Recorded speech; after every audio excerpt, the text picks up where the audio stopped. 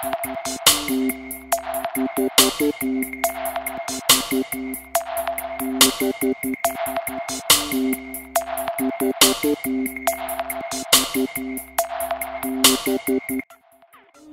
of Darkness because all the stories actually behind all the pieces are very dark, regardless of what the pieces actually look like. So I like to do things that are vibrant and bright and noticeable, but when you read about them, it's like, oh, well, that's kind of morbid and yeah, in the macabre kind of sense. So yeah, so it's Art of Darkness and light. And basically how this all started was I love mythology. I love how the gods were treated as like humans. Like, you know, they had flaws, and even though they were all powerful and majestic, they still just made simple human mortal mistakes. And another big factor of all of my pieces they are female stories. They're women's stories.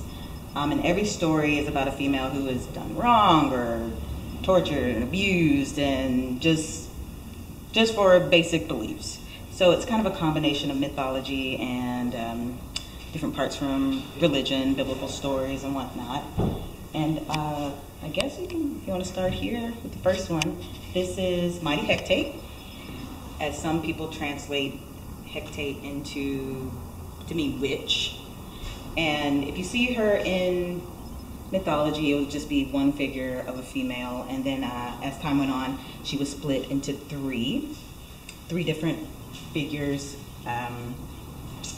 but combined as one. So this is Mighty Hecate, and then there's a little read up about it and everything about moon magic and witchcraft and the knowledge of herbs and plants. So that's why I have like the funky feet with the plants around it. So yeah, and that's a small bit of the story. And the second part is like with the actual sculpture. So I was trying to, it actually turned out really well. I was trying to do 3 figures together. Super complicated. I don't know why anybody would want to do anything this complicated, but it turned out really well. And my process consists of, I used a lot of plaster cast. I love plaster cast. So the inside is basically hollow, and what I do is I take different pieces from mannequins and from real life, and I like Frankenstein them all together. So you'd have like a foam head, paper mache mask. All this is just from a plastic cast, so it's hollow. And these are all hands, man hands. I used PJ's hands actually. And I like to use guy hands because they're bigger and you can see all the details. But yeah, so this is Mighty Hecate, and I think it turned out pretty well. And my Hecate kind of goes along the lines with the seasons. So every side is different as far as like color and the kind of plants. So I'm kind of doing a seasonal changing kind of deal, and they're all the same, but yet they all have different, they're doing different motions, doing different things. So which one do you want to see next? Let's go. And okay, this one was my last piece that I did for the show, and it is Saint Lucy. If you don't know the story of Saint Lucy, she basically she was betrothed to a rich man, and she didn't want to get married to him, and she wanted her dowry to go to the poor. And at one point in the story, her mother finally said, yeah, you can give your dowry to the poor, and the rich man didn't like it. I think he was actually a king or something like that. But so he had her tortured, and in the end, they jabbed out her eyes. And so whenever you see pictures, portraits, or whatnot of Saint Lucy, you'll see her holding a platter with eyes, and then apparently her eyes grew back. So you'll see her with eyes and with a platter of eyes. And my whole thing with Saint Lucy, like the story is so gruesome, I wanted it to be so beautiful and colorful and kind of just like a living collage. And I was doing this thing where I used fake flowers and real flowers. I just like that combination of, I like to use something real and something unnatural with a lot of my pieces.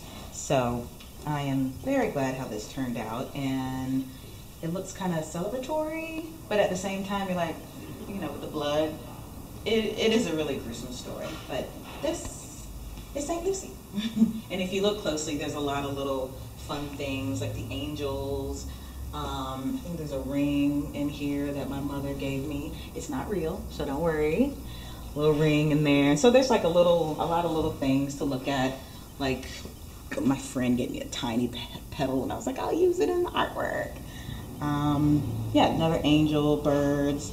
So like a little collage, and so every time you look at it, I'm hoping that you'll find something different. You know, it's not just all about the gruesome goriness of the eyes on the platter, but I am thoroughly happy with it. And now this one is my personal favorite, and I think a lot of people's personal favorite. This is Lavinia from Shakespeare's Titus Andronicus.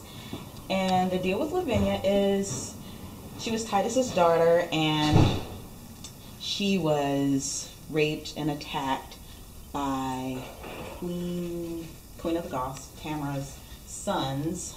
Is it Demetrius and I can't remember his other name, but she was attacked and she was raped, and they cut off her hands so she could not point out the attackers, and her tongue was cut out so she couldn't speak the name of her attackers. And so this piece I think is most powerful because the bust I actually found outside on Alberta. And so it's actually a cast of somebody's real body. And so it just makes it more real, more powerful. And then I love the fact that I like to do sculptures that can hang, that are on walls, that are half paintings, half sculpture. And so I like the idea, like if you were to lay down, she'd be looking down on you. But yeah, so this is my favorite. It's weird, like she actually, as she started drying out, she started to shift, like the branches started to shift and move. So it's like every few months something dries or snaps, and then it kind of changes a little bit. So it's super creepy, but that's what I was going for. And I had contemplated putting the blood for the tongue, but I felt like it wasn't needed. And this was one of the pieces where I just tried to use a natural color. And so all of this, like brown and whatnot, is actually just soil that I rubbed into it. Like when I found it, the piece was already kind of dirty, and I liked that. And so I just added the arms, dirtied up a bit, and I think it's perfect. And I made a good choice in not adding the red. There's no need for it. I think it says what I needed to say. So now this piece is called Lilith blank Eve. And if you don't know, don't get me wrong, but in Hebrew folklore, biblical, folklore, whatnot, whatever you want to call it, Adam actually had 3 wives and not just one. And so his first wife was Lilith. So I guess that's, what comes from Lilith Fair and whatnot. But Lilith was his first wife, and she actually left the Garden of Eden because she didn't want to be compliant and submissive to Adam. And most of it was, basically she wanted to be on top, and Adam wasn't having it. And so she was like, fine, I'm leaving, and she leaves. And Adam throws a hissy fit and tells Yahweh, God, like, bring her back, I want her back. And he sends angels, and Lilith's basically like, nope, not even having it. And so now she's kind of been demonized. And she, what do they say, like she carries off babies and causes stillbirths and whatnot. So she's been demonized within mythology. But lately, like, tree-hugging feminists have kind of taken back Lilith and celebrate her and try to tell her story. But yeah, and so this was the first wife. Second wife, you really don't hear much about because she Adam hadn't given her a name and she was destroyed before she could be named. But the whole thing about that was Yahweh decided to create another wife for Adam. And so she was created bones and then blood and muscle and fat, and Adam freaked out. He was wide awake, saw it, flipped out, didn't want to go near her, didn't want to touch her. And so, to be merciful, Yahweh destroyed her immediately. So she never got a name. And then, what we all know about is, of course, Eve. And she did her thing with the snake and the apple, and still didn't turn out too well for Adam. Probably just stuck with Lilith. And so the whole concept behind this one is like Lilith is on the far left, and she gets the bigger headdress. She gets the bigger horns, antlers, because middle wife, no name or whatnot, she gets the smaller antlers, and you get her back because we don't know too much about her. And then Eve and even Lilith seem to be kind of equal, but her antlers are slightly lower than Lilith. So that's kind of how I look at it. And this piece was actually very easy and very fast to make. Ridiculous to actually hang. I don't know why you'd want to do anything like that, but another experimental phase, adding the legs once again, like adding legs and arms and hands, which are really hard. So yeah, so this was a good piece, a good experimental piece, and one of the only ones that's this bright. Like my work in the past has always been very vibrant and very like in your face, like you can see it a mile away. And so I wanted to keep it to a minimal in color, just there's only three main colors, but then minimal for the rest of the show. Like I didn't want the rest of the show just to be like overwhelming in color. So I'm glad that was a good choice, and I think a pretty good color palette.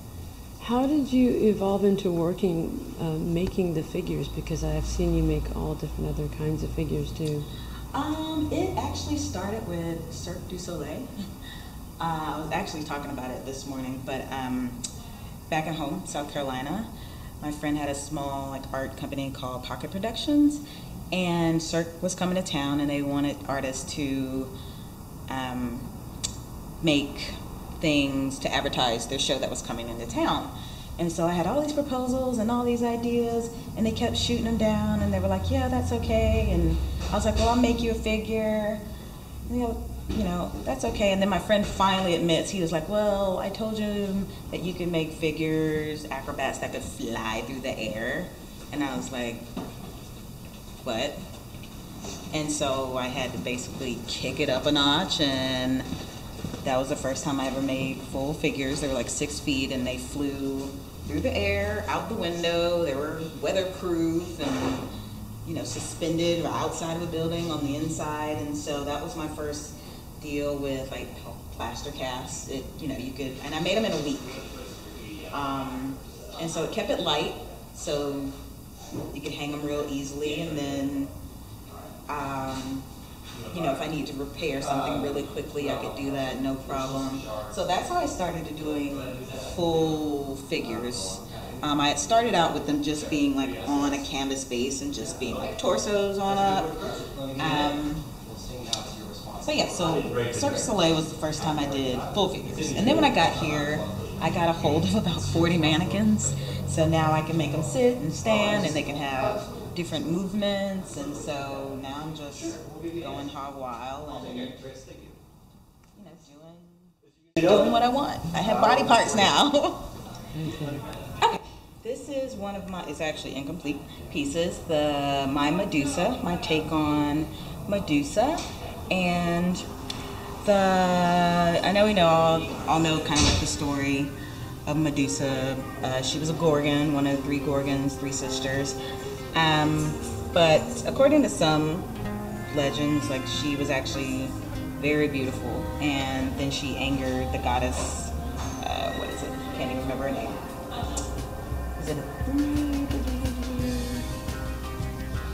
She angered a goddess, and basically she was cursed to be ugly and had the snakes and whatnot as hair, and you know, whoever looked at her turned to stone. But I didn't just want to do like a monstrous, scary, typical Medusa. So I wanted to make her very soft and beautiful and add a lot of different elements, like with the fruit and the flowers and the little pair of snakes. But I was really big on having snake skin or something that looked like snake skin. And luckily, one of my good friends, she brought it to my attention. She was like, my dad has snake skins, and I'll send you to some, and you can use it. I'm like, perfect. And it turned out really well. And it's actually incomplete, and all like the incompleteness is hidden behind the veils. And like, this is actually a snake head, but it's incomplete. So I finally ordered some more, and I'll complete it. But I'm like, it had to be on the show. And another thing that's different is just like the way I hang it. Like, it's just on canvas, and it's just hung in such an odd way. Like, it's super, super top heavy. Would ever hang anything like that. But it was another thing that I wanted. I think it brings a lot more personality to the piece, and a lot more in movement. This whole idea, like, she's not really looking at your eyes closed, but like, if she was, bad for you. But yeah, so there's actually a lot more that I want to do up top, and with the vegetation and plant life. So this is my beautiful, scary Medusa.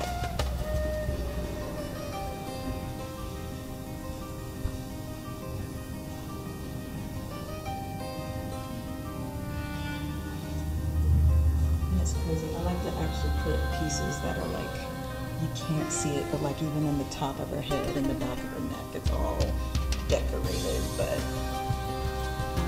those are the little things like you'd never actually see. But I just like to have them there, just, you know, just in case you think you. I like the part you always think you've seen everything, and you haven't. So yeah, so when she's complete, you'll see all the extra goodies hidden in there. So yeah.